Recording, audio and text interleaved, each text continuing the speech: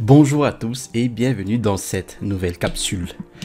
Pour celles et ceux qui sont nouveaux en fait sur cette chaîne, je m'appelle Teddy Max, je suis un vendeur professionnel sur Amazon et j'enseigne ici les techniques et les stratégies de l'e-commerce qui vont vous générer en fait des revenus croissants et surtout récurrents avec le business model Amazon FBA et la création de marques propres. Voilà. Alors, si vous êtes nouveau, en fait, eh bien, je vous invite à vous abonner en cliquant sur le bouton situé en dessous de cette vidéo, eh bien, tout simplement pour recevoir les notifications des prochaines vidéos sur cette chaîne et je vous promets de vous délivrer des contenus de qualité. Voilà, j'ai mis aussi en description de la vidéo en fait mon e-book, les 5 étapes pour démarrer un business à succès avec Amazon FBA. Eh bien, vous allez trouver en fait dans cet e-book mes techniques et les stratégies qui m'ont permis d'installer ma première boutique avec succès. Voilà. Alors, dans cette vidéo, eh bien, je réponds à plusieurs de vos questions, en fait, différentes sur les réseaux sociaux. Donc, par exemple, sur ma page Facebook. Donc, vous avez le lien de ma page Facebook en description. Sur mon compte Instagram, vous avez aussi le lien. Et d'autres réseaux sociaux comme, par exemple, dans le groupe. Et ici, j'ai sélectionné les questions auquel il serait vraiment important. Je commence tout de suite par la toute première question. Eh bien, quels sont vos critères de recherche de produits? Donc, en gros, il veut me demander quels sont mes critères de recherche de produits. Alors, je peux revenir en fait sur ce thème en détail, mais je l'ai fait en fait sur une ou deux vidéos YouTube et je vais relier les deux vidéos ici en haut de la vidéo. Donc, le premier est ici un tutoriel de recherche de produits vraiment exhaustif. Honnêtement, si vous ne savez pas par où commencer, eh bien commencez par là. Vous avez 1 heure de recherche de produits incroyablement détaillés. Et je vais également en relier une autre qui est plus en fait une application des mêmes critères à un exemple différent. Donc, allez regarder ces vidéos. Vous voulez vraiment travailler dans les moindres détails. Mais dans l'ensemble, pour ma part, en fait, moi, je cherche particulièrement la différenciation. Et c'est ce qui fait, en fait, le business model même de private label ou la construction de marques propres. Voilà. Je ne parle pas donc de la différenciation ici, mais comme si vous pouvez différencier le produit d'une manière qui va ajouter vraiment de la valeur pour un client cible. Vous pouvez donc améliorer le produit, donc chercher toutes les améliorations possibles, voilà, en regardant les pages produits concurrents. Voilà. Vous avez aussi une vidéo dans la description qui va détailler sur la différenciation. Et c'est vraiment le point le plus important pour moi, la différenciation. J'ai besoin de pouvoir voir en fait cette différenciation, est-ce que c'est possible sur ce produit. Et puis évidemment, les chiffres doivent fonctionner en termes de rentabilité. Voilà.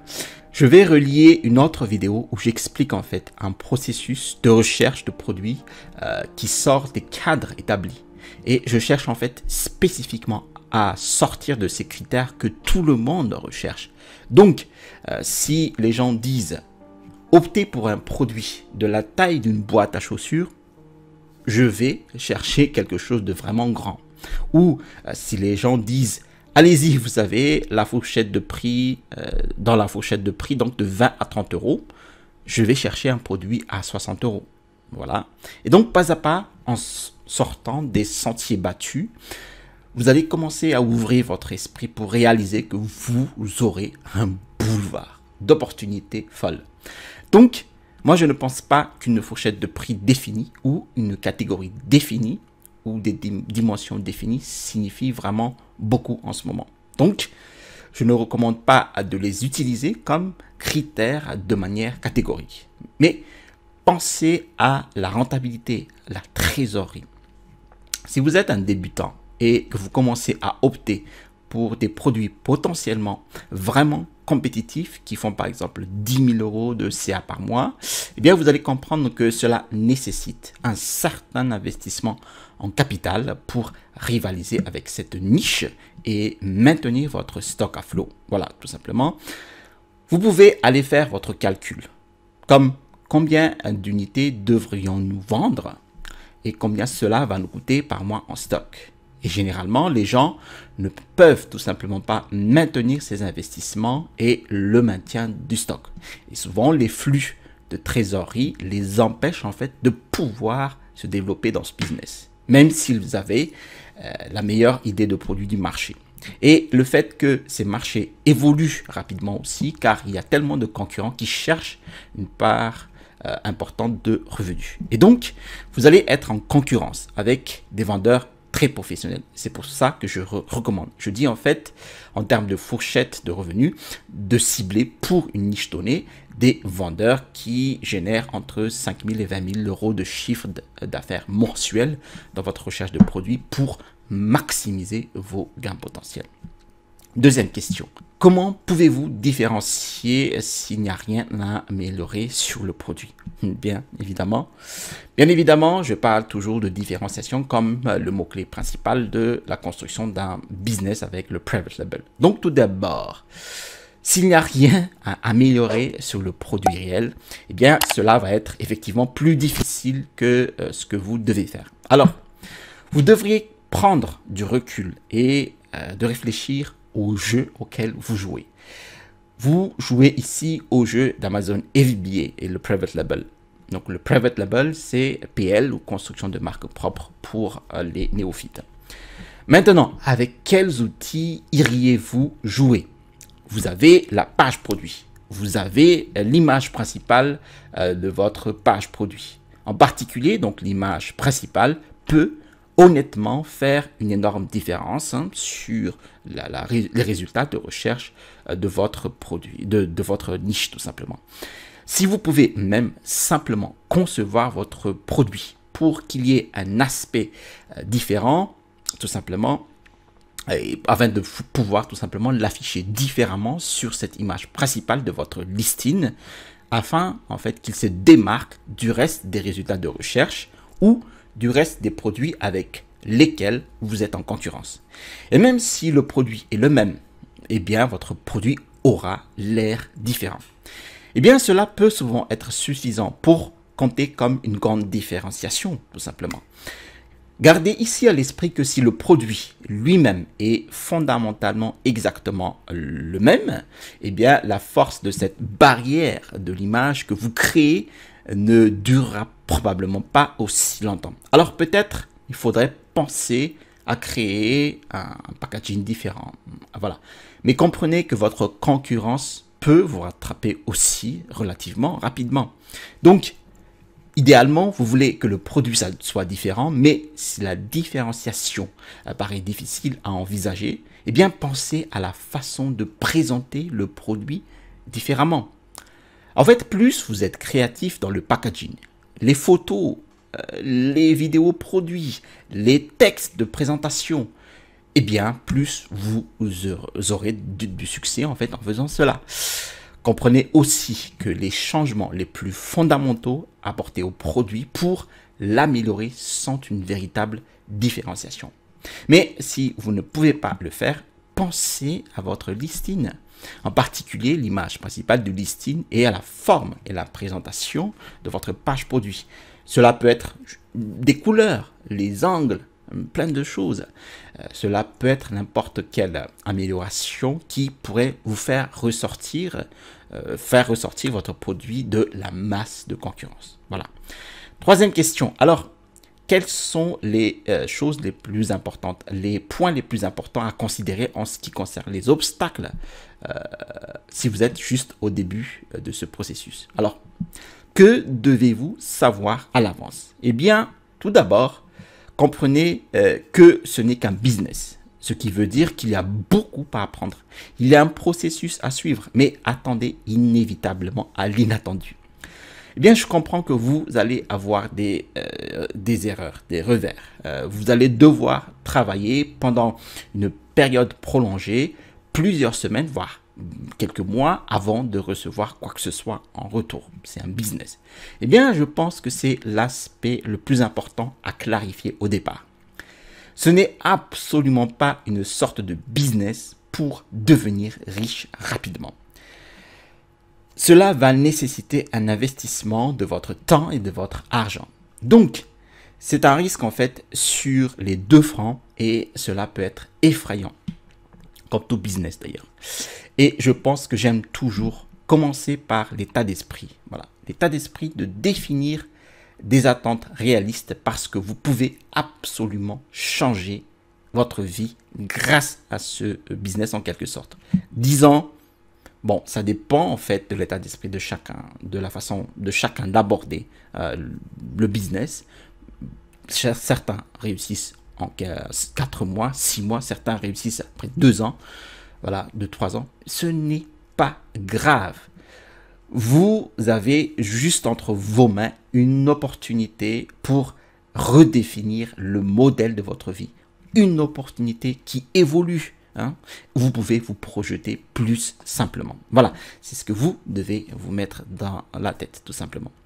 Ce business n'est pas 100% passif, mais il est très pratique. Vous pouvez travailler de n'importe où. Il vous suffit en fait d'avoir une connexion câble, Internet, voilà, un PC, un bon PC, voilà, et vous allez gagner beaucoup d'argent en faisant bien les choses, en suivant bien les étapes, voilà. Et à terme, vous pouvez vivre la vie de vos rêves. Voilà, c'est juste le business, et ce business est juste incroyable à qui sait ouvrir son esprit pour le recevoir, tout simplement. Mais vous devez comprendre ce qu'il faut aussi pour y arriver. Voilà, vous devez maîtriser les outils et il en faut beaucoup pour arriver. Honnêtement, eh bien, c'est la chose la plus importante dont je veux parler en premier en termes d'obstacles. Bon, je ne parle même pas de l'ensemble du processus Amazon, dans lequel certaines de ces questions vont nous plonger au fur et à mesure dans l'engrenage même, donc qui va vous aboutir en fait au succès. Voilà, il faut aimer le processus hein, ici. Mais voilà, vous devez appréhender le chemin à accomplir. Vous avez plein de vidéos sur les étapes hein, pour construire ce business sur Amazon FBA, sur cette chaîne YouTube. Je vous invite vraiment à les regarder.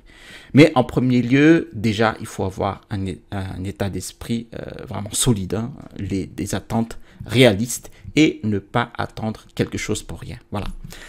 Quatrième question. Si vous ne disposez que du capital pour investir sur un seul produit, est-ce que je vous recommande de démarrer le business ou pas?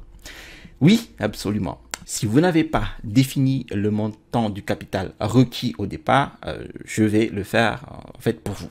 Et je vous dis ici tout de suite, je suis de plus en plus heureux en fait de dire ça publiquement, que si vous n'avez pas 1000 €, là sera un peu plus difficile pour vous de démarrer ce business Amazon FBA. Encore une fois, eh bien cela dépend normalement, normal, et encore une fois, cela dépend du montant auquel vous pensez. Vous pouvez le faire avec moins de 1000 €. Vous allez entendre beaucoup de gens dire qu'ils l'ont fait avec même la moitié, 500 €, et je peux les comprendre. Alors, je parle ici en termes d'investissement. Tout simplement, plus vous aurez d'argent pour démarrer le business, eh bien plus ce sera simple pour vous. Plus vous aurez des chances de succès uniquement parce que vous pouvez rester dans le jeu plus longtemps, tout simplement. Vous pouvez vous permettre de détenir, faire les bons investissements dans les choses qui comptent. Et vous n'allez pas prendre des décisions basées sur la rareté ou simplement sur la peur de manquer d'argent, tout simplement. Donc, je dis minimum 1000 € pour le faire correctement. Encore une fois, vous pouvez le faire avec moins. Donc, je suppose que votre question est la suivante. Votre prochaine question est la suivante. Est-ce que je recommande de commencer avec un seul produit? Je veux dire que la réponse courte est absolument oui.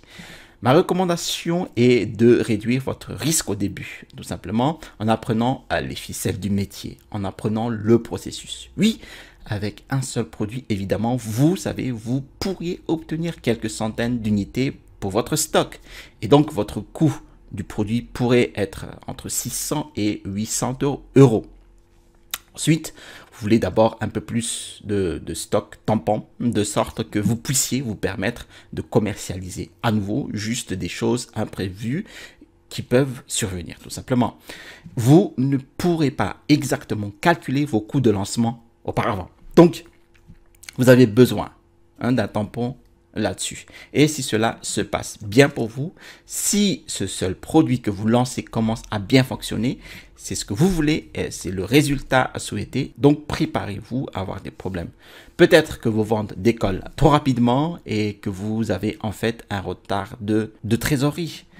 Eh bien, nous n'allons pas récupérer l'argent en fait issu des ventes sur Amazon afin de réorganiser le stock le plus rapidement possible auprès de notre fournisseur. Donc, avec cet écart de prix de vente, en fait, avec ces ventes, et il est vraiment utile d'avoir un montant supplémentaire. Vous avez potentiellement le même montant d'argent, donc encore une fois, comme 1000 euros potentiellement en plus. Voilà.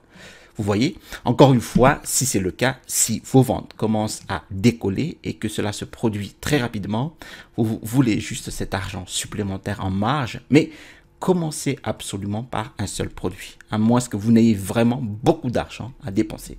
Et vous voulez vraiment faire avancer les choses, accélérer le processus, commencer avec le premier produit, tester, améliorer le processus jusqu'à grâce à justement à ces premiers produits.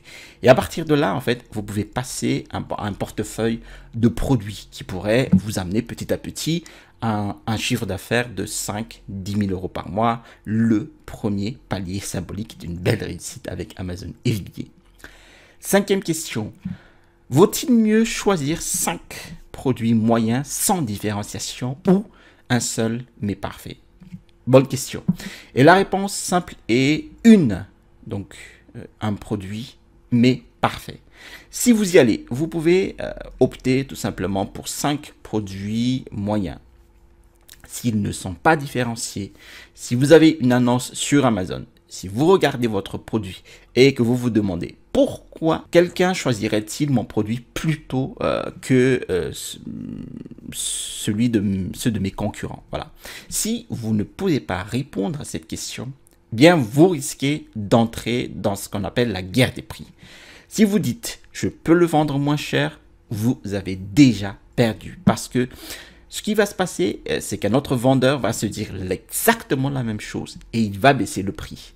Et puis, vous allez devoir baisser le prix et vous entrez dans l'engrenage de la guerre des prix. C'est une course en fait vers le bas. Personne ne gagne si vous êtes en concurrence sur le prix. Alors, vous devez vous poser cette question. Pourquoi quelqu'un achèterait-il ce produit plutôt que le reste? Tant que vous avez une réponse à cela, et si vous avez une très bonne réponse, eh bien cela signifie que vous avez une très bonne différenciation. Ce produit va bien fonctionner. Et si vous voulez, un produit qui fonctionnera très bien parce qu'il a une excellente réponse à cette question par rapport à 5 à 10 produits qui n'ont pas de réponse à cette question. Je peux vous garantir ici que 10 de ces produits concurrents vont échouer à peu près. S'ils n'ont rien, pour les distinguer, ils échoueront tous. Alors, optez pour un produit qui est parfait par rapport à 5 produits qui sont dans la moyenne ou pire, qui n'ont aucune différenciation. Sixième question. Comment vous assurez-vous d'avoir une bonne marge bénéficiaire? Eh bien, le fait que vous vous posez réellement ces questions est extrêmement important parce que je sais que beaucoup de gens se concentrent simplement sur les revenus, le niveau élevé des chiffres d'affaires, les 30 000 euros par mois en chiffre d'affaires. En fait, ce qui n'a aucun sens.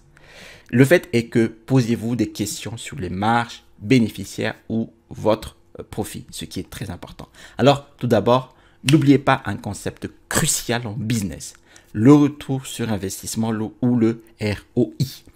Vous devez utiliser donc ces deux chiffres de manière interchangeable, donc le ROI et votre profit.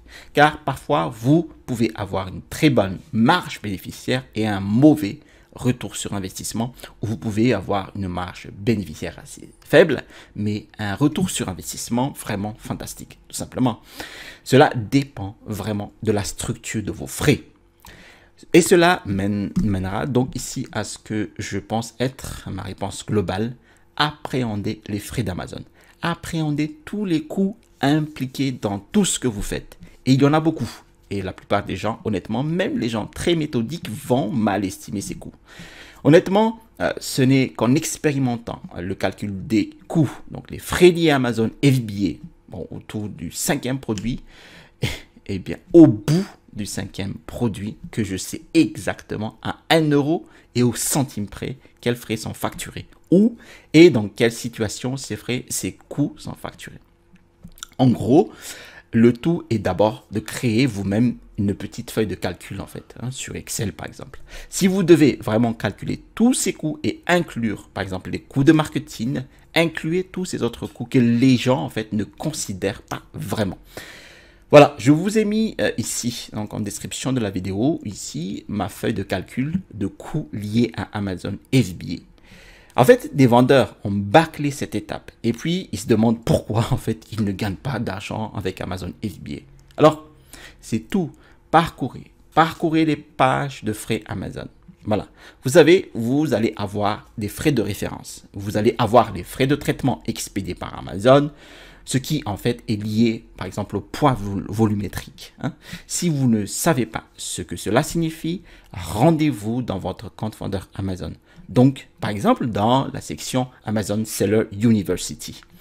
Eh bien, eux, ils aident les vendeurs à passer quelques heures à apprendre les poids volumétriques. Comment savoir si votre produit sera dans quelle catégorie, de quelle taille sera-t-il, surdimensionné, standard.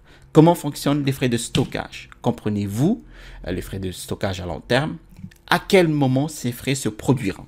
Eh bien, toutes ces notions sont assez compliquées, mais il vous faudra du temps pour les appréhender. Mais même si vous ne passez pas de temps, vous penserez probablement que vous êtes un gagnant. Vous penserez que vous avez un excellent produit. Et puis à la fin de la journée, vous n'apportez tout simplement pas de l'argent que vous voulez faire parce que vous n'avez pas compris les frais. Donc, appréhendez les frais de traitement d'expédition. Tout cela, tout du début jusqu'à la fin. Maintenant, la dernière question. Est-ce intéressant de vendre différents produits sur la même place de marché ou le même produit sur différentes places de marché? Alors, l'internaute ici parle de différentes places de marché. Donc, pour, par exemple, les 5 places principales du site Amazon en Europe. Italie, Espagne, Allemagne, UK, etc., etc. Eh bien, ici, nous avons une question avancée. En fait, c'est plus une question de scaling ou de développement de votre business. Mais ici, c'est une très bonne question. Eh bien, vous devez vous demander quelle est votre prochaine étape la plus douloureuse, le plus gros levier que vous avez en face de vous. Alors, pensez à savoir si vous vendez le même produit sur différents marchés. Maintenant, disons que vous commencez sur la place de marché Amazon FR. Eh bien, la France, en fait, est la 3e plus vaste place de marché après DE et UK en termes de trafic et de vente. Ensuite, vous pourriez expandre les ventes de ce même produit sur un marché différent, comme le Royaume-Uni, l'Allemagne ou tout autre marché auquel vous pouvez penser. Maintenant, si vous souhaitez par exemple vendre aux US, eh bien comprenez que les États-Unis représentent 50% d'Amazon. Bon, Amazon en fait est un trafic mondial. Ça, je pense qu'il y a secret pour personne. Ce qui signifie que la plupart des niches sur AmazonUS.com auront un volume beaucoup plus important. Vous allez obtenir des ventes beaucoup plus élevées pour cela tout simplement.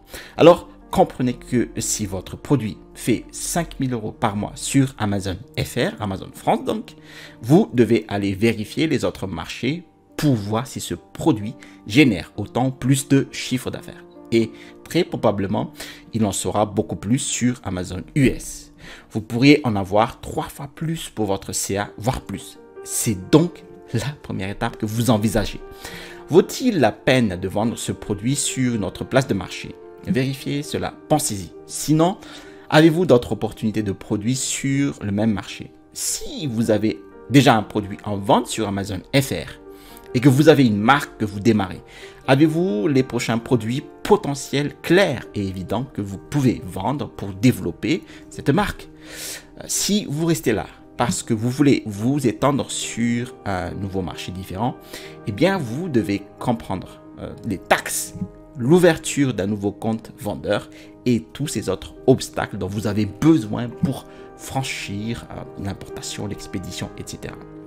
Voilà, ce n'est pas si grave. Mais en même temps, si vous avez cette excellente occasion de bien vous lancer en termes de produit numéro 2, numéro 3 sur le même marché, eh bien, je dirais probablement qu'il vous sera plus facile et plus rapide en fait de grandir en chemin. Mais c'est une très bonne question. Alors, cela dépend vraiment encore une fois de la plus grande opportunité potentielle que vous voyez sur Amazon. Donc, vous comparez les mêmes produits sur un marché différent. Demandez-vous, est-ce que le volume est beaucoup plus ou moins important, ou est-ce le même flux de vente, ou est-ce que le nouveau marché a l'air mieux parce que peut-être qu'il n'y a pas de concurrence par rapport à votre marché habituel pour l'expansion de votre marque là-bas. Et bien, une fois ces questions bien étudiées, eh bien, vous aurez plus d'éclaircissements sur l'expansion de votre marque sur d'autres places de marché. Merci d'avoir suivi cette vidéo jusqu'à son terme. Si vous avez trouvé de la valeur avec cette vidéo, eh bien, cliquez sur le bouton j'aime. Si vous avez trouvé de la valeur sur d'autres vidéos de ma chaîne, alors je vous invite à vous abonner en cliquant sur le bouton situé, donc le bouton s'abonner situé en dessous de cette vidéo. Je vous ai mis aussi en description de la vidéo mon e-book, les 5 étapes pour démarrer un business à succès avec Amazon FBA. Eh bien, vous allez trouver dans cet e-book mes techniques et les stratégies qui m'ont permis d'installer ma première boutique à succès sur Amazon FBA. Vous trouverez ici le bouton pour vous abonner et à droite de cette vidéo, eh bien, je vous montre comment créer un listing parfait sur Amazon. Allez, à la prochaine vidéo et restez toujours curieux.